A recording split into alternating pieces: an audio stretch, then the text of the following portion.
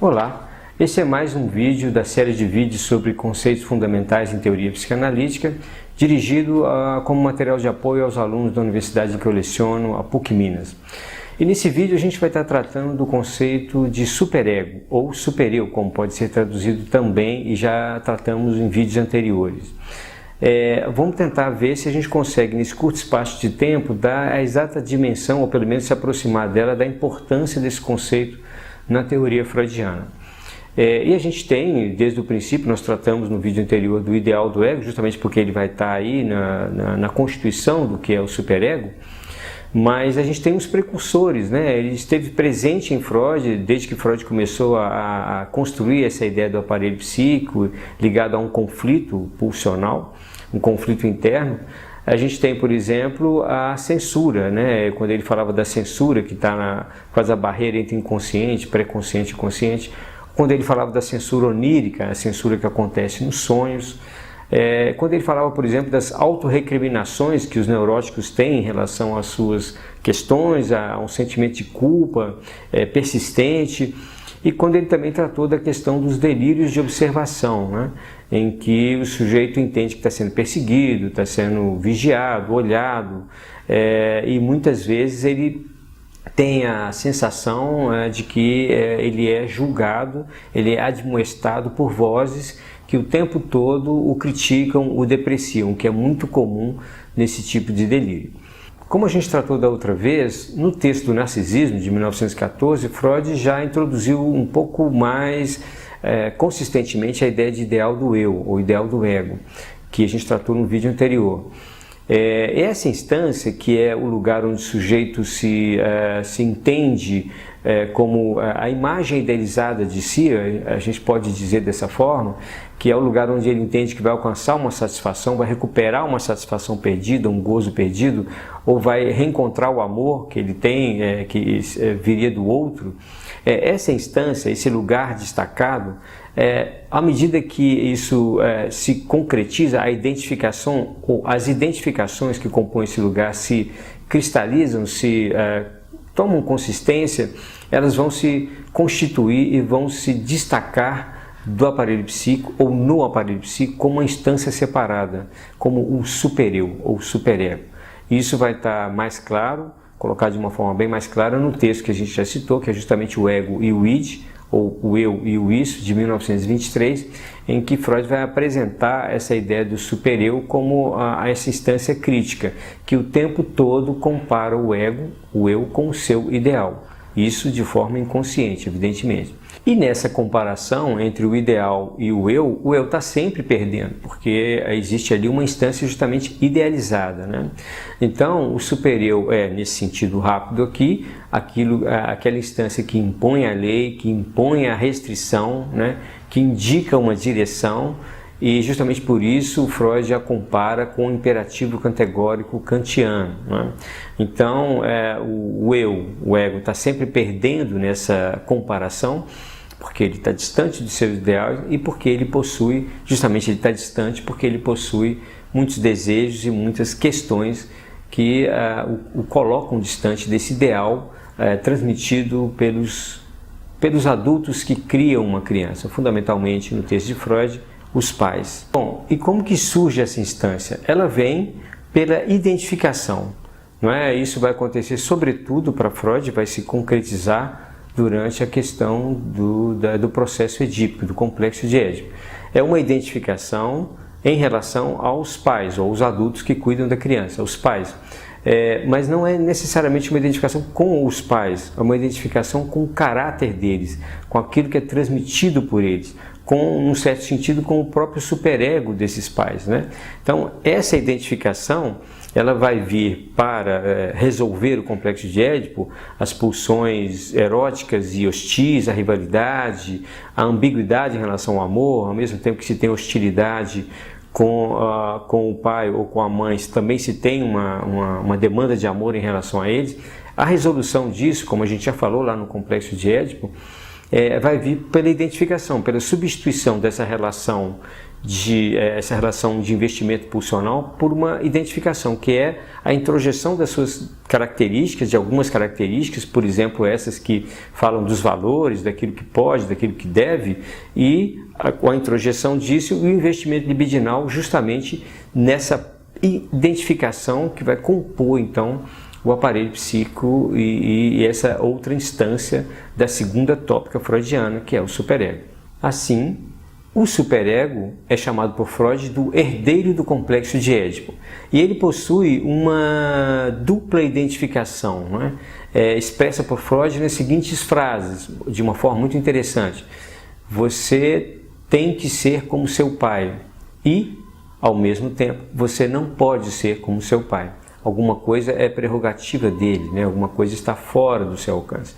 Essa junção, esse conflito, é o típico conflito que compõe o superego e que vai fazer com que ele, então, meça o ego com um determinado ideal e que sempre esteja distante desse ideal, porque é impossível satisfazer ou pelo menos ser guiado por essa dupla identificação. Como a gente deve lembrar, só para retomar alguma coisa bem inicial, no inconsciente não há contradição. Não é? Essa dupla identificação, a dupla mensagem, essa dupla frase que expressa as identificações do superego, de acordo com Freud, coexistem.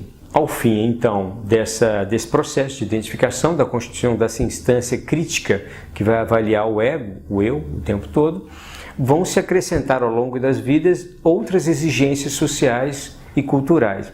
É justamente para Freud o fato de que há uma renúncia às pulsões em nome de um ideal que está ligado às relações de amor, né, ligado ao campo do amor, à demanda de amor, que faz com que seja possível existir a civilização e os laços sociais. Né? É evidente que isso aí tem uma série de derivações, inclusive para falar do ideal do ego coletivo, ou dos ideais de ego, do ideal do eu coletivo, ou mesmo de um super-eu coletivo. Mas não é o que a gente vai entrar aqui no momento.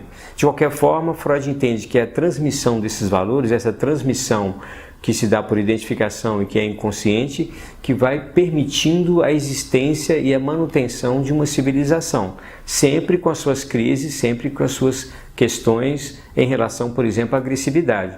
Porque a relação com a instância censora, com essa instância interditora que a gente introjeta, é uma relação complicada, porque ao mesmo tempo que essa instância ela impede a satisfação, ela interdita a satisfação e, portanto, ela é fonte, ela é um objeto, na verdade, de agressividade do sujeito, é também a instância que permite o cuidado, que promove a proteção, o amparo, e que, portanto, da qual, portanto, o sujeito demanda o amor, né? E quer ser amado por essa instância. É a própria relação que se mantém, que a criança mantém, por exemplo, com os pais na infância. Tipicamente isso é transposto, vamos dizer assim, a gente pode colocar dessa forma, para essa relação com o superego. Evidentemente não é a mesma coisa, mas principalmente porque aí a gente está falando de uma instância interna, introjetada, via identificação.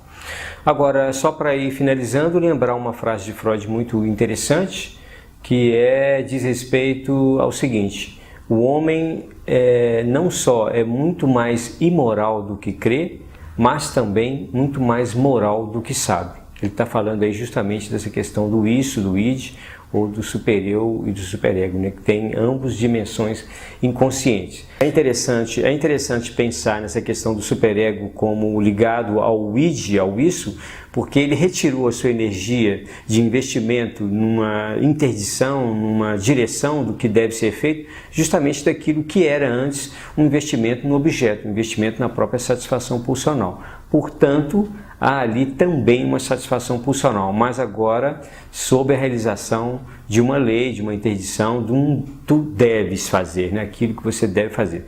De certa forma, aí está um pouco a explicação porque também, para Freud, superego é o que também é possível manter a civilização, aquilo que faz com que o laço social permaneça. Tanto que a gente associa muito a consciência moral com uma voz, a voz que nos diz o que fazer ou o que não fazer. É essa voz que veio da coerção parental e que foi introjetada e que a gente repete até num diálogo consigo mesmo, né?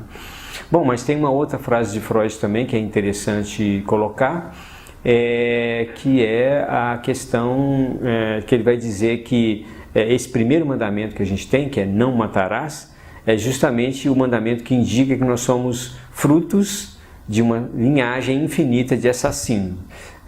Justamente ele precisa erigir esse mandamento, precisa tê-lo como alguma coisa muito forte, muito bem estabelecida, porque o desejo de matar, ou aquilo que implica o assassinato do outro, o assassinato da instância interditora, daquilo que impede a satisfação total, está colocado como desejo, né? Uma coisa interessante que a gente deve marcar, e aí eu estou usando um pouco dos pós-freudianos e fundamentalmente uma contribuição de Lacan, estou fazendo uma exceção aqui, é entender que também para Freud, justamente por causa dessa dupla frase que ele diz da identificação do superego, o superego não é só uma instância interditora, né, que impede a transgressão, que impõe uma lei, sim, mas ele é também uma instância do dever, do que deve ser feito, do que deve acontecer para que uma satisfação ocorra, para que o sujeito recupere o gozo perdido, a satisfação perdida, né?